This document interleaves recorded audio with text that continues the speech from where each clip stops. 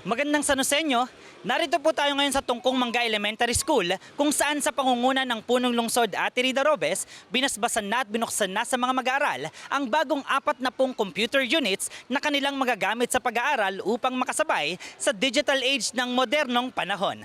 Sa kanilang pagbabalik eskwela ngayong 2026, excited na rin ang mga chikiting sa bago nilang matututunan at hands-on experience mula sa kanilang bagong computer laboratory. Kami po ay nagpapasalamat dahil meron na po kaming computer na para makatulong po sa amin sa pag-aaral at mapabilis po yung pag-aaral namin. Ito po ay nakakatulong dahil para po pag meron po kami mga SIP or research, mas mapabilis pa po namin masisearch dahil po may computer na po kami. Yung education po is pinaka-importante po sa buhay natin. Yung iba po, nakakalimutan po natin, pero ito po, nagsistay po natin ito sa atin forever. Maraming salamat po Ate Rida dahil tinulungan niya po kami na lalong mas gumanda po yung school po namin at nakakatulong din po ito sa amin.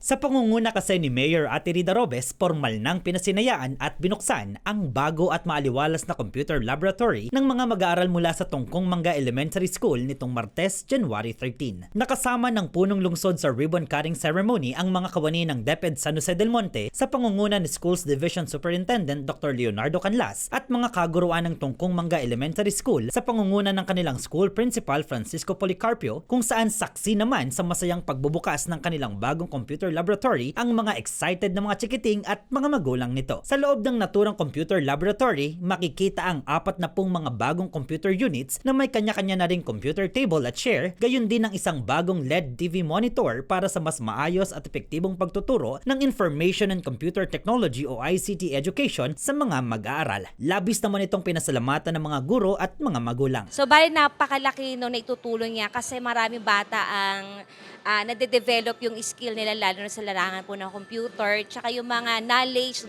na pwede nilang makuha through internet, marami sila natutunan. Lalo na po may mga estudyante tayo na walang unit sa mga bahay. So dito lang na-experience yung paggamit ng computer, yung excitement nila, tuwan-tuwa sila, yung knowledge na natutunan nila na dito nila nararanasan. So mas napapadali, pati na rin sa teacher, tsaka sa mga bata, mas na-encourage sila sa pagsagot sa mga activities, lalo kapag gumagamit ng mga ganitong computer or mga devices pang mga iba. So napakalaking tulong siya sa mga estudyante para sa improvement ng kanilang education. Maraming salamat po sa pagsuporta po, lalo po ni Mayor Rida Robes na pinagkalooban kami na gito kagandang computer ICT room. Bilang kinatawan po ng mga parents ng Tungkong Mangga Elementary, isang malaking bagay ito sa learning ng mga bata. Lalo na ngayon na this is the AI technology. Ngayon 2026, lahat halos AI na. Kaya hindi na mahuhuli yung mga estudyante namin. Lalo na yung mga walang mga personal computer sa bahay. Meron tayong more than 3,000 students na makikinabang dito sa mga bagong computer. Kaya malaking bagay at maraming salamat, Mayor Ate Rida.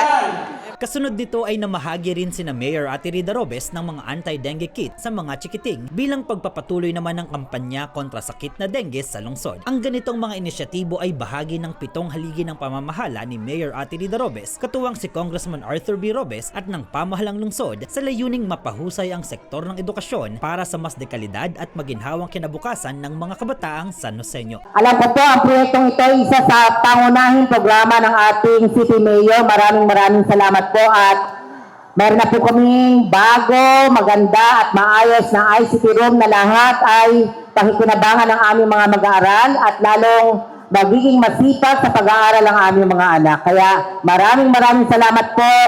Parents, teachers, students, and of course the leadership of Francis. Lahat tumutulong para sa batang Sanosenyo.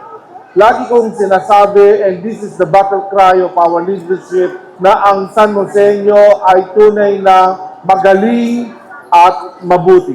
Hindi magiging magaling ang San Joseño kung ito ay nakabatay lang sa kurikulum na nakasulat sa programa ng mga asignatura.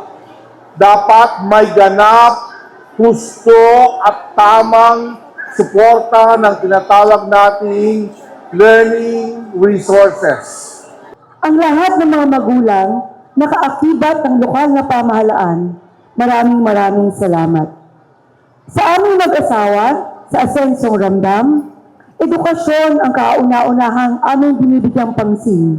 Dahil ito ang nagbibigay ng hudyat na kaya nating lumaban sa buhay. Maraming challenges, maraming problema, pero hindi kailangan tumigil sa problemang dumarating sa ating lungsod.